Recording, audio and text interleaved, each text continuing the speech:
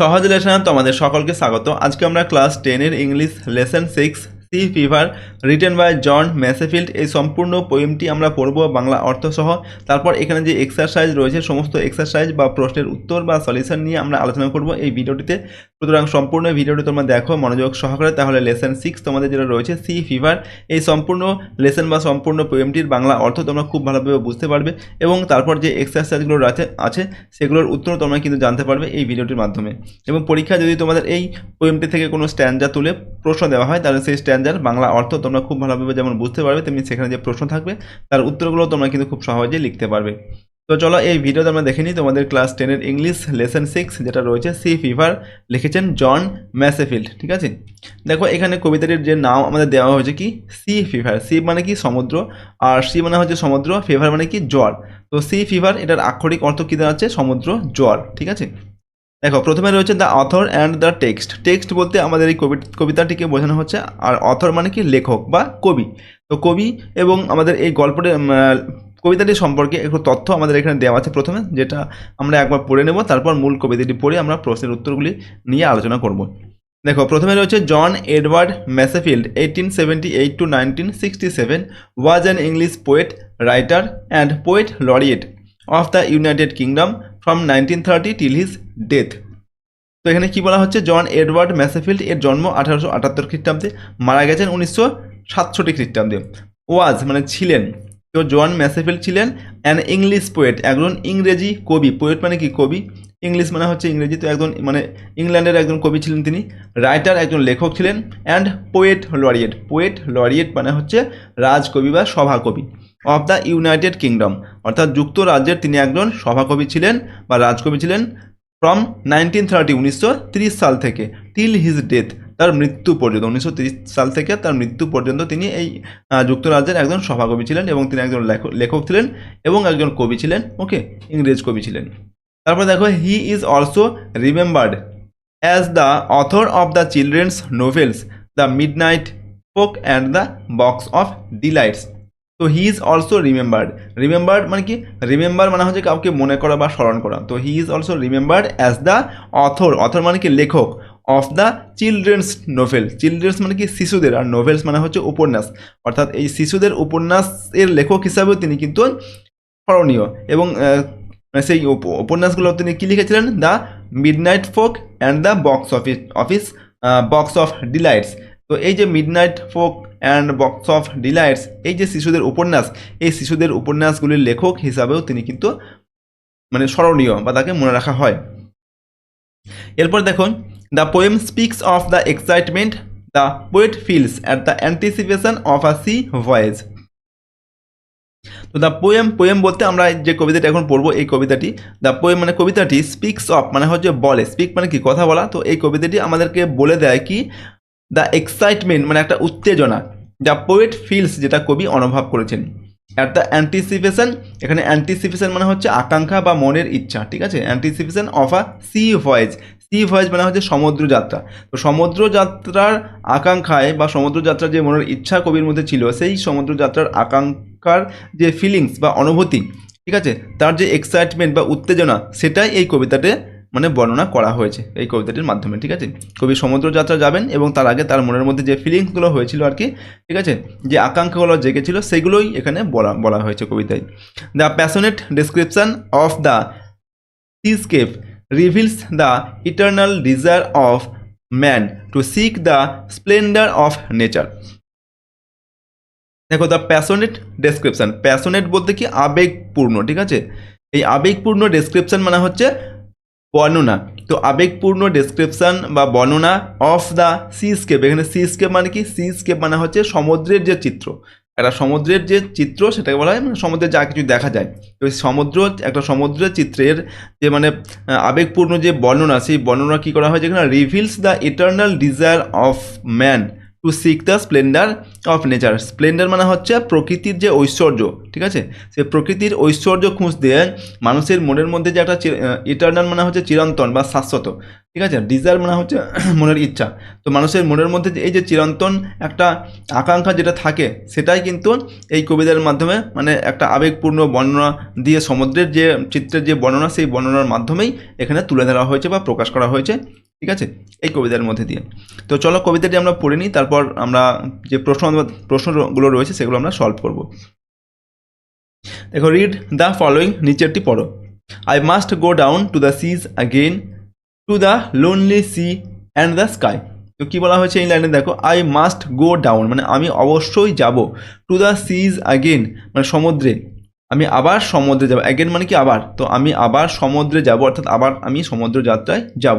এখানে কবি অ্যাগেন কথাটা ব্যবহার করেছেন কেন, তিনি এর আগে হয়তো গিয়েছিলেন সমুদ্র যাত্রায় এবং তিনি আবার যেতে চাইছেন। To the lonely sea and the sky, lonely মানে কি নির্জন, যেখানে আর কিছু মানে সব কিছু নেই আর কি, ঠিক আছে, সেরকম। তো টু দ্য লোনলি সি মানে সেই নির্জন সমুদ্রে এবং আকাশে, এখানে আকাশে বলা হয়েছে কেন না, আকাশ যখন বিশাল সমুদ্রে যখন যাওয়া হয় তখন মনে হয় কি আকাশটা সমুদ্রে এক জায়গায় গিয়ে মিশে গেছে, তো সেই জন্যই এখানে বলা হচ্ছে সমুদ্রে তিনি নির্জন সমুদ্রে এবং আকাশে যাবেন আর কি। And all I seek is a tall ship and a star to steer her by. তো এই যে তিনি সমুদ্র যাত্রায় আবার যেতে চান নির্জন সমুদ্রে, সেই সমুদ্র যাত্রায় যাওয়ার জন্য তার কী কী প্রয়োজন সেইগুলো তিনি বলছেন।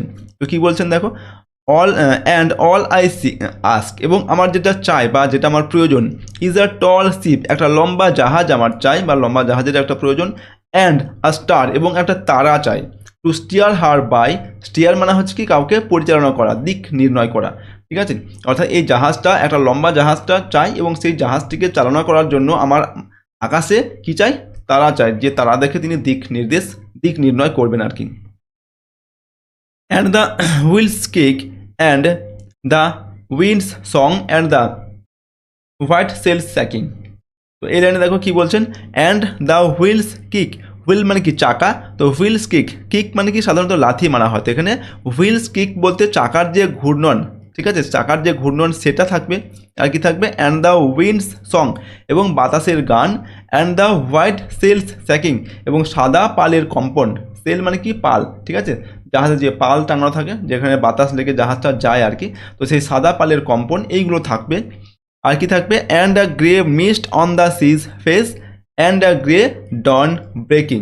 দেখো, অ্যান্ড মানে কি এবং, আর মিস্ট, গ্রে মানে কি ধূসর, মিস্ট বলতে কুয়াশা, একটা ধূসর বর্ণের কুয়াশা থাকবে, অন দ্য সিজ ফেস মানে কি মুখ, সি মানে কি সমুদ্র, তো সিজ ফেস মানে সমুদ্রের মুখে, সমুদ্রের মুখ বলতে এখানে সমুদ্রের উপরিভাগে আর কি, সমুদ্রের উপরিভাগে অপরিস্তরে কি থাকবে, ধূসর বর্ণের কুয়াশা ঢেকে থাকবে, and a grey dawn breaking এবং ধূসর বর্ণের ভোর মানে ভেঙে সকাল হচ্ছে, সেই সময়টা আমার প্রয়োজন, সেই সময়টাতে আমি কী করব, সমুদ্র যাত্রা করব, যেটা কবি বলছেন, ঠিক আছে।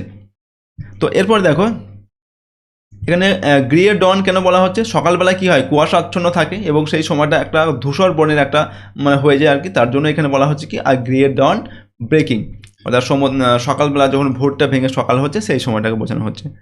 এরপর দেখো, I must go down to the seas again for the call of the running tide is a wild call and a clear call and that may not be denied.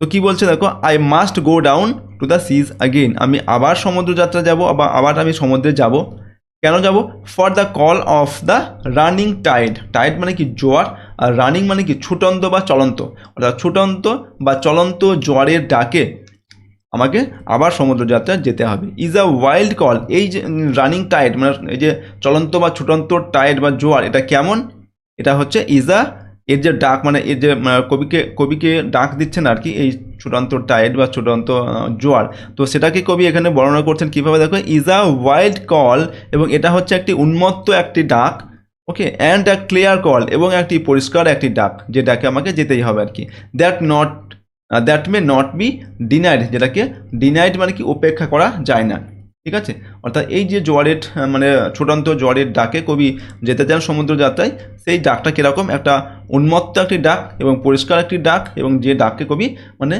উপেক্ষা করতে পারবেন না। এরপর দেখো and all I ask is a Windy day with the white clouds flying and the flung spray and the blonde spume and the seagulls crying. তো দেখো এখানে বলা হচ্ছে অ্যান্ড মানে এবং অল আই আস্ক আমার যেটা চাই বা আমার যেটা প্রয়োজন ইজ আ উইন্ডি ডে একটা বাতাস মুখর দিন আমার চাই। উইন্ড মানে কি বাতাস, আর উইন্ডি মানে হচ্ছে বাতাস চলছে বা বাতাস বইছে এরকম, তো বাতাস বইছে এরকম একটা দিন আমার প্রয়োজন। With the white clouds flying, এবং কি থাকবে ক্লাউডস ফ্লাইং মানে কি, ফ্লাইং মানে কি উড়ছে এরকম, আর হোয়াইট ক্লাউডস মানে সাদা রঙের মেঘ, যে মেঘগুলো আকাশে উড়ছে, ঠিক আছে, এবং দিনটা হবে কি বাতাস বইছে এই রকম দিন কবির প্রয়োজন মানে সমুদ্র যাত্রার জন্য। অ্যান্ড দ্য ফ্লাং স্প্রে মানে কি, স্প্রে মানে কি আমরা জল দিয়ে কোনো কিছুকে স্প্রে করি না, তো সেটাই বলা হচ্ছে স্প্রে মানে জলের ছিটা আর কি। তো এখানে অ্যান্ড দ্য ফ্লাং বলতে মানে জাহাজ থেকে নির্গত তরল পদার্থ, সেটা জল হতে পারে বা অন্য কিছু হতে পারে, ঠিক আছে। তো অ্যান্ড দ্য ফ্লাং স্প্রে এবং সেই তরল পদার্থের ছিটা সেটা থাকবে। অ্যান্ড দ্য ব্লাউন স্পিউম, এখানে ব্লাউন মানে কি ফুলে ওঠা, স্পিউম মানে হচ্ছে ফেনা, তো ফুলে ওঠা ফেনা জাহাজ চলতে থাকবে সেখানে ফেনা উৎপন্ন হবে, সেই ফেনা সেগুলো থাকবে। অ্যান্ড দ্য সিগালস ক্রাইং, এবং সিগালস বলতে কি শঙ্খচিলের ক্রাইং মানে হচ্ছে চিৎকার, শঙ্খচিলের চিৎকার, এই সমস্ত জিনিসগুলো সব কিছু থাকবে কবি যখন সমুদ্র যাত্রা করবেন আর কি। তো নেক্সট স্ট্যান্ডার্ডে দেখো আমাদের কি রয়েছে, I must go down to the seas again, আমি আবার সমুদ্র যাত্রায় যাব বা সমুদ্রে যাব।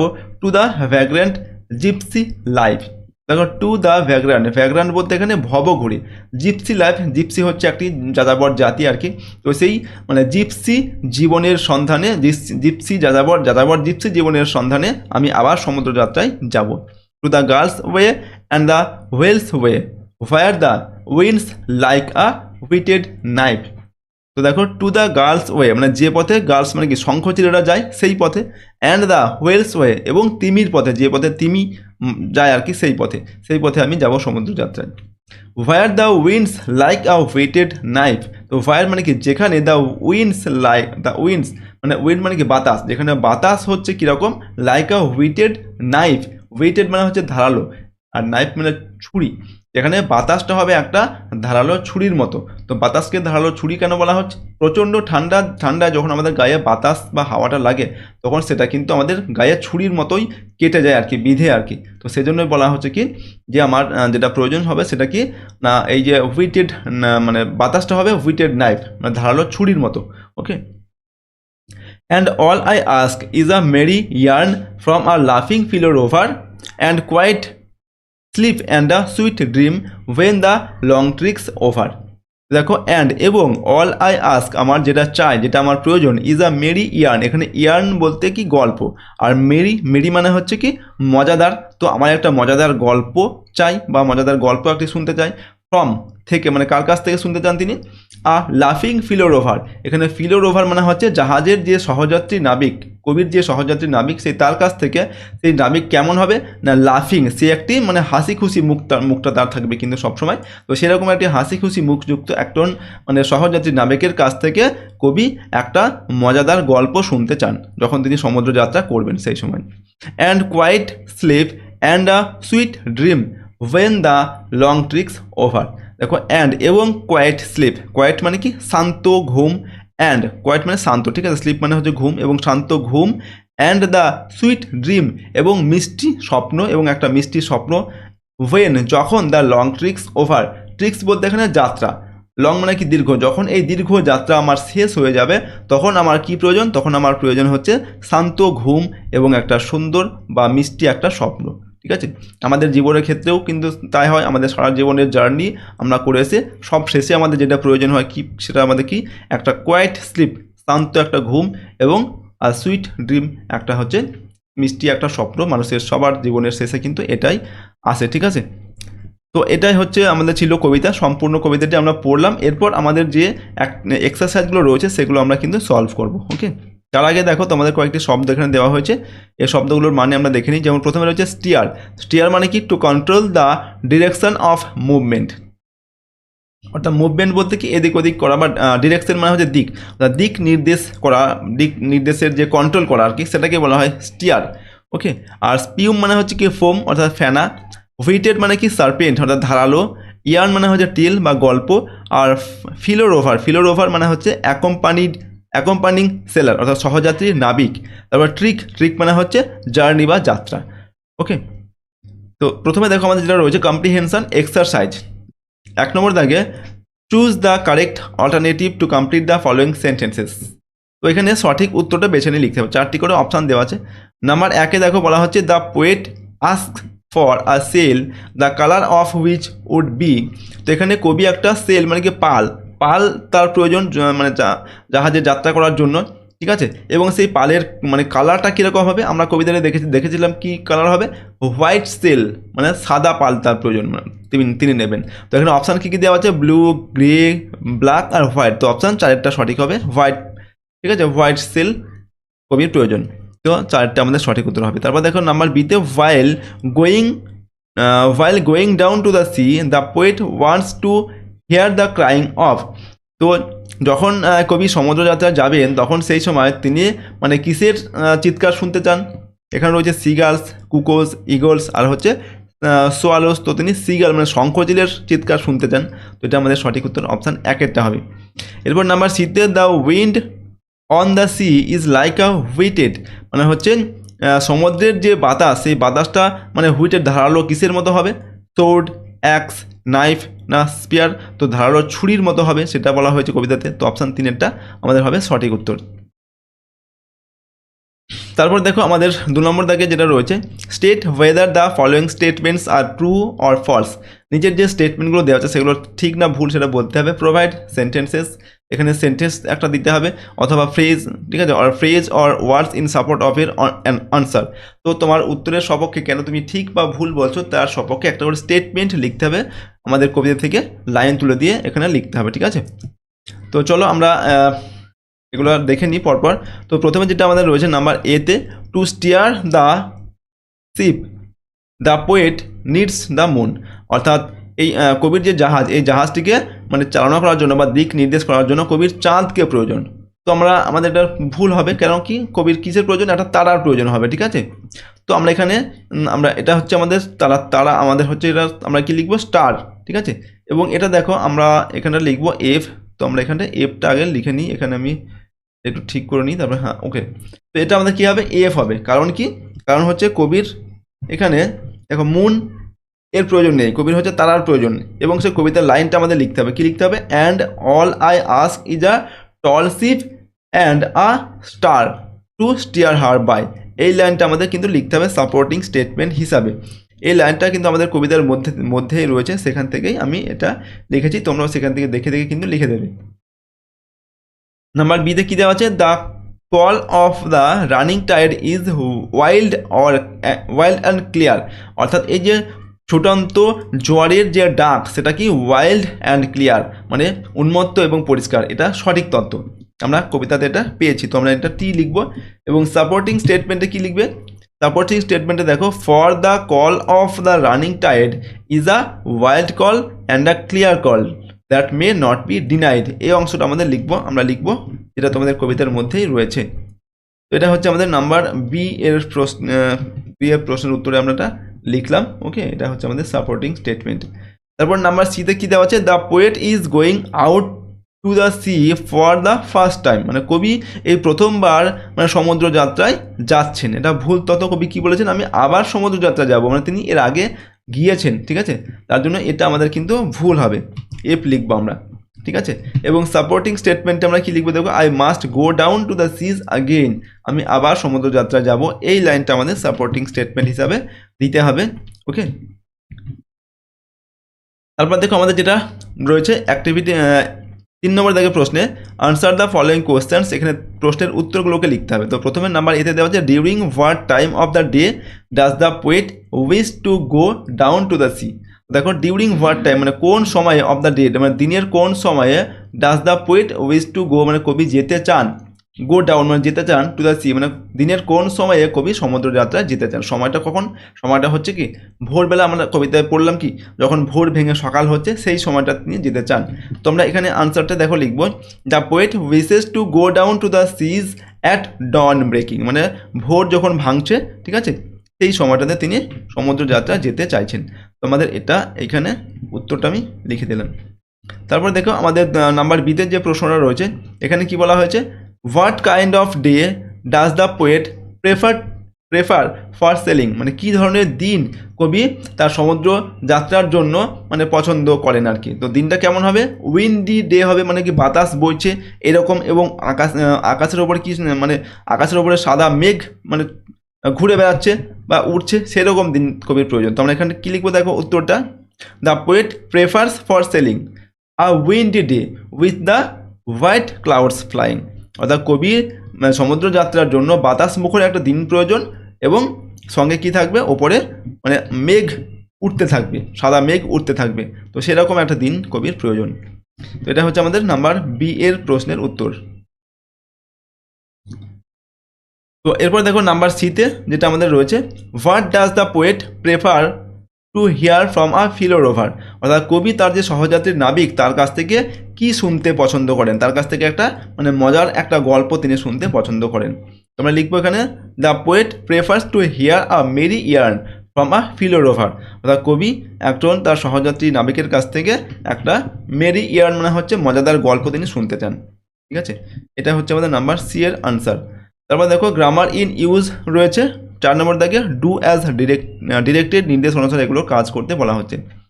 নাম্বার এতে হোয়াট আ শকিং সাইট মানে কি ভয়ানক একটা দৃশ্য, চেঞ্জ ইন্টু আ অ্যাসার্টিভ সেন্টেন্স, এটাকে অ্যাসার্টিভ সেন্টেন্স মানে বিবৃতিমূলক একটা সেন্টেন্সে লিখতে হবে। এটা হচ্ছে আমাদের একটা বিস্ময়সূচক একটা বাক্য, ঠিক আছে, এটাকে আমাদের লিখতে হবে কি অ্যাসার্টিভ সেন্টেন্সে, অর্থাৎ বিবৃতিমূলক বাক্যতে লিখতে হবে। তো আমরা এটাকে কী লিখবো দেখো, এইভাবে লিখতে পারি, ইট ইজ আ, এখানে কী দেওয়া যায়, হোয়াট আর শকিং সাইট মানে কি ভয়ানক একটা দৃশ্য, অর্থাৎ এটা কি এটা মানে এটা কি এটা খুব মানে ভয়ানক একটা দৃশ্য, ঠিক আছে। তো সেটা আমরা লিখবো কি, it is a very shocking sight, ঠিক আছে, it is a very shocking sight, এইভাবে আমরা লিখলাম। এটা হচ্ছে কি একটা সিম্পল মানে একটা অ্যাসার্টিভ সেন্টেন্স বা বিবৃতিমূলক একটা সেন্টেন্স হয়ে গেল। নাম্বার বিতে, I am sure of his success, আমি তার সফলতায় নিশ্চিত, চেঞ্জ ইন্টু আ কমপ্লেক্স সেন্টেন্স, এটাকে কমপ্লেক্স সেন্টেন্সে লিখতে হবে। এটা কিন্তু সিম্পল সেন্টেন্সে রয়েছে, কমপ্লেক্স সেন্টেন্সে আমাদের কী হয়, একটা মেন মানে ক্লজ থাকে আর একটা সাবঅর্ডিনেট ক্লজ থাকে, ঠিক আছে। তো এখানে আমরা কি লিখবো দেখো, I am sure that he will succeed, SUCCED, he will succeed মানে আমি নিশ্চিত যে সে সফল হবে। ওকে, এখানে দেখো আমরা আই এম শিওর এটা একটি ক্লজ হয়ে গেল, আর দ্যাট হি উইল সাকসিড যে সে সফল হবে, এটা হচ্ছে আমাদের সাবঅর্ডিনেট ক্লজ, এবং এটা হচ্ছে কিন্তু আমরা নাউন ক্লজ দিয়ে আমরা করলাম, ঠিক আছে। এরপর নাম্বার সিতে, Snigdha is not only wise but also brave, Snigdha শুধুমাত্র ওয়াইজ মানে কি জ্ঞানী নয়, সে সাহসীও। Change into a simple sentence, এটাকে আমাদের সিম্পল সেন্টেন্সে লিখতে হবে। তো সিম্পল সেন্টেন্সে লিখলে আমরা এটা কীভাবে লিখতে পারি, তো আমরা এখানে লিখবো দেখো, বিসাইড বিং ওয়াইজ, মানে বিসাইড বিং ওয়াইজ, অর্থাৎ এখানে মানে ওয়াইজ মানে জ্ঞানী হওয়া ছাড়াও স্নিগ্ধা কি জ্ঞানী হওয়া ছাড়াও স্নিগ্ধা SNIG হবে DHA, ওকে স্নিগ্ধা। তো আমরা লিখলাম দেখো বিসাইড, এখানে এস হবে, ঠিক আছে, besides being wise Snigdha is also brave, ঠিক আছে, অর্থাৎ জ্ঞানী হওয়া ছাড়াও স্নিগ্ধা কিন্তু সাহসীও। ওকে, এটা আমরা লিখলাম, মানে এটা কিন্তু আমাদের সিম্পল সেন্টেন্সে হয়ে গেল। ওকে, পরেরটা দেখো, রাইটিং অ্যাক্টিভিটিস রয়েছে আমাদের কিছু, এখানে নাম্বার 5-এ দেওয়া আছে, write a summary of the following passage within 100 ওয়ার্ডস, এখানে একটি প্যাসেজ দেওয়া আছে, প্যাসেজটা পড়ে এটার সামারি লিখতে হবে, ঠিক আছে। তো সেটা এবং সামারিটা হবে আমাদের 100টা শব্দের মধ্যে। তো প্যাসেজটার মধ্যে কি দেওয়া আছে আমরা জাস্ট একবার রিডিং পড়ে নিই, ঠিক আছে। দেখো কি বলা হচ্ছে, Egyptian kings are called pharaohs, Tutankhamun was a Egyptian king who ruled between 1332 to 1323 BC, BC বলতে খ্রিস্টপূর্বাব্দ।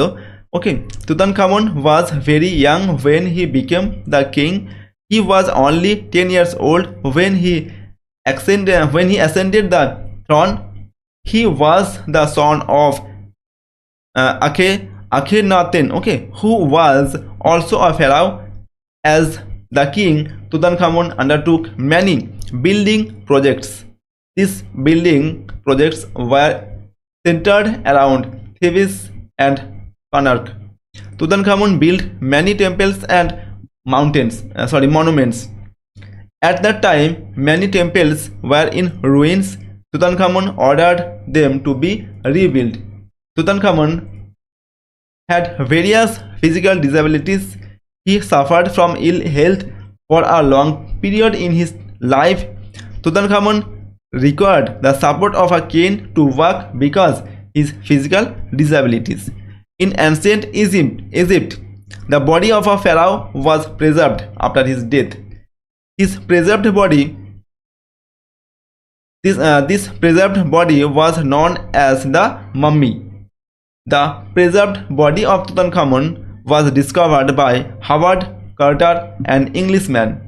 He discovered Tutankhamun's tomb in 1922. The tomb was nearly intact when it was discovered. The discovery of Tutankhamun's tomb attracted wide interest all over the world. The discovery sparked an interest in ancient Egypt. তো এই যে অংশটা আমরা পড়লাম, ঠিক আছে, এটার একটা সামারি লিখতে হবে আমাদের, বা সারাংশ লিখতে হবে। তো সেটা আমি তোমাদের জন্য এখানে অলরেডি লিখে রেখেছি, এবং এই যে পুরোটার এই প্যাসেজটার যে বাংলা অর্থ, ঠিক আছে, বাংলা অনুবাদ, সেই বাংলা অনুবাদটা আমি এখানে তোমাদের জন্য দিয়ে রেখেছি, এখানে লিখে রেখেছি। তোমরা ভিডিওটিকে পজ করে পুরো বাংলাটা কিন্তু এখান থেকে পড়ে নিতে পারো, ঠিক আছে। আমি স্ক্রল করে তোমাদের একটু দেখিয়ে দিচ্ছি, এই দেখো, ঠিক আছে, পুরোটা এখানে রয়েছে, এর পুরো বাংলাটা, ওকে, এখান থেকে এই পর্যন্ত।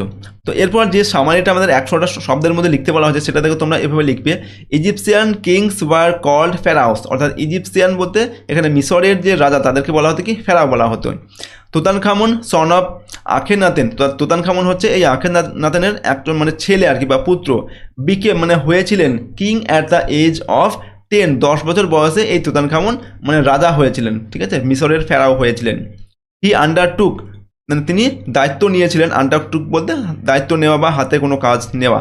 ডিফারেন্ট বিল্ডিং প্রজেক্টস, অনেক মানে প্রচুর মানে বিভিন্ন রকমের বিল্ডিং প্রজেক্টের দায়িত্ব তিনি নিয়েছিলেন। After death the kings dead bodies were preserved as mummies, মানে এই যে মিশরের রাজা, ঠিক আছে, তাদের যে মৃত্যুর পর কিন্তু তাদের যে মানে শরীরগুলোকে বা বডিগুলোকে কী করা হয়, মাম্মি বা মমি হিসাবে সেগুলোকে সংরক্ষণ করে রাখা হতো, ঠিক আছে। The discovery of Tutankhamun's tomb and mummy by the Englishman Howard Carter made ancient Egypt the subject of attraction of the world, অর্থাৎ কী বলা হচ্ছে, the discovery of the Tutankhamun's tomb, মানে এই তুতানখামুনের যে মানে টম্ব, যেটা যেখানে তাকে সমাধি দেওয়া হয়েছিল, ঠিক আছে, তার সেই মমিটা মমি এবং তার যে মমি সেটা যেখানে সংরক্ষণ করে রাখা হয়েছিল তার বডিটাকে, by the Englishman Howard Carter made ancient, অর্থাৎ এই ইংলিশম্যান একজন হাওয়ার্ড কার্টার তার নাম, তিনি এটাকে মানে আবিষ্কার করেছিলেন, তুতানখামুনের যে বডি বা তার যে মমি সেটাকে আবিষ্কার করেছিলেন, ঠিক আছে। এবং সেটা কি হয়েছিল, made ancient Egypt the subject of attraction of the world, এবং সারা পৃথিবীতে এই যে ব্যাপারটা এটা কিন্তু বেশ একটা অ্যাট্রাকশনের একটা ব্যাপার হয়ে উঠেছিল, বা আকর্ষণীয় একটা বিষয়ে পরিণত হয়েছিল। এটারও বাংলা অনুবাদ আমরা এখানে দিয়ে রেখেছি, ঠিক আছে, এইটুকু অংশ এর বাংলা অনুবাদ রয়েছে, চাইলে তোমরা এখান থেকে এটাও পড়ে নিতে পারো, ঠিক আছে, ভিডিওটিকে পজ করে। এরপর দেখো তোমাদের আরেকটি যেটা রয়েছে নাম্বার 6, এটা খুবই কিন্তু ইম্পর্টেন্ট, সামনে তোমাদের পরীক্ষা বিশেষত দেয় না। তো এই যে এখানে রয়েছে দেখো 6 নম্বর দেখে, রাইট আর নিউজ পেপার রিপোর্ট, একটা নিউজ পেপারের রিপোর্ট লিখতে হবে। রিপোর্ট বলতে আমরা খবরের কাগজে যে সমস্ত মানে ঘটনাগুলো পড়ি সেইগুলোই কিন্তু হচ্ছে রিপোর্ট আর কি। তো সেই রকম রিপোর্টই তোমাকে লিখতে হবে। তো কী বলা হচ্ছে, একটা রিপোর্ট লিখতে হবে নিউজ পেপারে উইদিন 100 ওয়ার্ডস, 100টা শব্দের মধ্যে, on the incident of burglary মানে হচ্ছে একটা চুরি বা ডাকাতি হয়ে গেছে ইন আ ফ্ল্যাট মানে একটা ফ্ল্যাটে ইন কলকাতার একটি ফ্ল্যাটে ইউজিং দ্য ফলোয়িং পয়েন্টস নিজে কিছু পয়েন্টস দেওয়া আছে সেই পয়েন্টসগুলোকে কাজে লাগিয়ে তোমাকে একটি রিপোর্ট লিখতে হবে এবং রিপোর্টটা কিসের ওপর লিখতে হবে কলকাতার একটা ফ্ল্যাটে একটা ডাকাতি বা একটা চুরি হয়ে গেছে সেই ঘটনার উপর তোমাকে লিখতে হবে। যেমন আমরা খবরের কাগজে পড়ি কোনো জায়গায় একটা ডাকাতি হয়ে গেছে, কোনো জায়গায় ব্যাংক ডাকাতি হয়েছে বা কোনো দুর্ঘটনা বা একটা কোনো অ্যাক্সিডেন্ট হয়েছে, সেই অ্যাক্সিডেন্টটার উপরে একটা রিপোর্ট লেখা থাকে খবরের কাগজে। তো সেটাই আমাদের এখানে লিখতে হবে এবং সেটা লেখার সময় আমাদের কী কী জিনিস এখানে মানে ইনক্লুড করতে হবে, ডেট অ্যান্ড প্লেস, কোন ডেটে হয়েছিল, কোথায় হয়েছিল, জায়গাটার নাম লিখতে হবে, টাইম, কোন সময় হয়েছিল সেই সময়টা উল্লেখ করতে হবে, অকুপেন্টস অফ দ্য হাউস মানে এই যে মানে চুরির ঘটনা ঘটেছিল সেই সময় বাড়িতে কারা কারা ছিলেন সেটা লিখতে হবে, নাম্বার অফ রবার্স কতজন চোর ছিল সেই মানে ডাকাত করতে যাওয়ার সময়, সেই চোরের সংখ্যা কতগুলো ছিল সেগুলো আমাদের লিখতে হবে, লিস্ট অফ আর্টিকেলস স্টোলেন কী কী মানে জিনিস চুরি গেছে সেই সমস্ত টাকা পয়সা সোনা দানা যা কিছু চুরি গেছে সেগুলো আমাদের এখানে উল্লেখ করতে হবে। আর কি পুলিশ ইনভেস্টিগেশন, তারপর পুলিশ কীরকম ইনভেস্টিগেশন করেছে বা পুলিশের হস্তক্ষেপ কতটা কি করতে পেরেছে সেটা আমাদের লিখতে হবে এই আমাদের হচ্ছে রিপোর্টটার মধ্যে। ঠিক আছে, তো চলো রিপোর্টটা দেখো আমরা কীভাবে লিখবো। রিপোর্টটা আমাদের প্রথমে আমাদের লিখতে হবে হেডিং লিখতে হবে। ঠিক আছে, এই পুরো মানে হেডিংটা আমরা ক্যাপিটাল লেটারে লিখবো।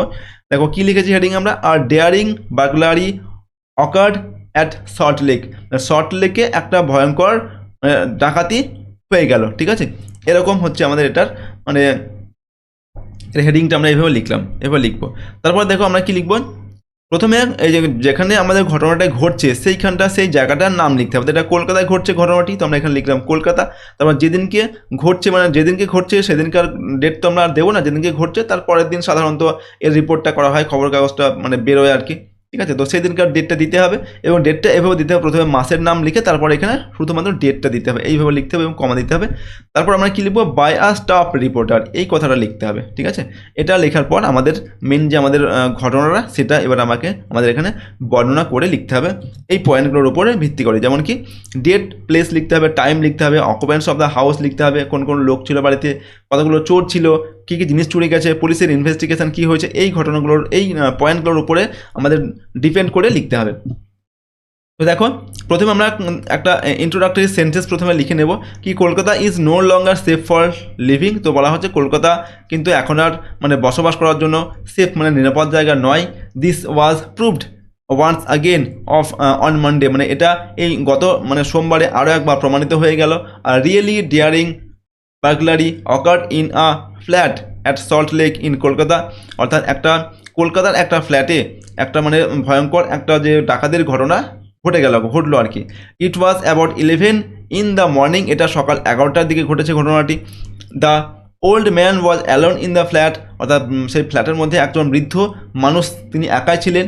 As all the other members had গান টু দেয়ার রেসপেক্টিভ ওয়ার্ক, যেহেতু বাড়ির আর যে সদস্যরা তারা নিজের কাজে কিন্তু বেরিয়ে গিয়েছিল। দ্য ডোর বেল রিং, মানে বাড়ির দরজার যে ঘন্টা সেটা বেজে উঠেছিল। As he open the main door, যে তিনি সেই মেন দরজাটা খুলেছিলেন সেই বৃদ্ধ লোকটা। আ গ্যাং অফ রবার্স, একদল চোর এন্টার্ড দ্য ফ্ল্যাটের মধ্যে ঢুকে পড়েছিল।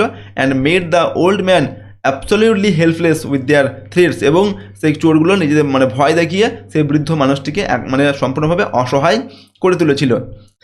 দেন মানে কি, তারপর ওপেনিং দ্য আলমিরা অর্থাৎ আলমারি খুলে দে গ্যাদার্ড অর্নামেন্টস, তারা মানে গহনাগুলিকে একত্রিত করেছিল বা জড়ো করেছিল। অ্যান্ড ক্যাশ বা টাকা পয়সা যেগুলো ছিল সেগুলো একত্রিত করেছিল বা জড়ো করে নিয়েছিল। Worth not less than 3 lakh, এবং যার মূল্য 3 লাখের কম নয়, 3 লাখের বেশি হবে। ঠিক আছে, আফটার দেয়ার ডিপার্চার বলতে চোরগুলি চলে যাওয়ার পর দ্য ম্যান রিকভার্ড হিমসেলফ, নিজেকে মানে রিকভার করেছিল মানে নিজে উঠেছিল আর কি। উইদিন হাফ অ্যান আওয়ার, অর্থাৎ আধ ঘন্টার মধ্যে। ঠিক আছে, অ্যান্ড কল্ড দ্য পুলিশ, এবং তারপর তিনি পুলিশকে কল করেছিলেন। ইনভেস্টিগেশন হ্যাজ বিন স্টার্টেড, তারপর পুলিশের যে ইনভেস্টিগেশন সেটা শুরু হয়েছে। Though the robbers and the stolen money and jewellery are yet to be traced, যদিও সেই যে রবার মানে চোরগুলি বা যে মানি বা যে জুয়েলারি বা গহনাগুলো চুরি গেছে সেগুলো কিন্তু এখনও ট্রেস করা যায়নি বা সেগুলোকে এখনও মানে তার সন্ধান এখনও পাওয়া যায়নি। তো এরকমভাবে আমরা এই যে ঘটনাটি সেটা লিখলাম একটা রিপোর্ট আকারে। ঠিক আছে, খবরের কাগজ যেমন বেরো সেই রকম আকারে আমাদের লিখতে হবে। ওকে। তো দেখো এই ছিল তোমাদের ক্লাস 10-এর 6 নম্বর যে লেসনটা ছিল, যে পোয়েমটি, সেটা আমরা পড়লাম। তারপর যে তোমাদের অ্যাক্টিভিটিগুলো ছিল বা যে এক্সারসাইজ ছিল, সমস্ত এক্সারসাইজের উত্তর কিন্তু আমরা আলোচনা করলাম এই ভিডিওতে।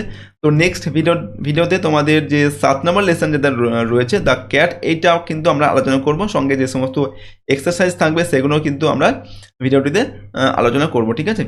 তো আজকের এই ভিডিওটি তোমাদের ভালো লাগলে অবশ্যই লাইক করবে। সম্পূর্ণ ভিডিওটি দেখার জন্য তোমাদের অসংখ্য ধন্যবাদ।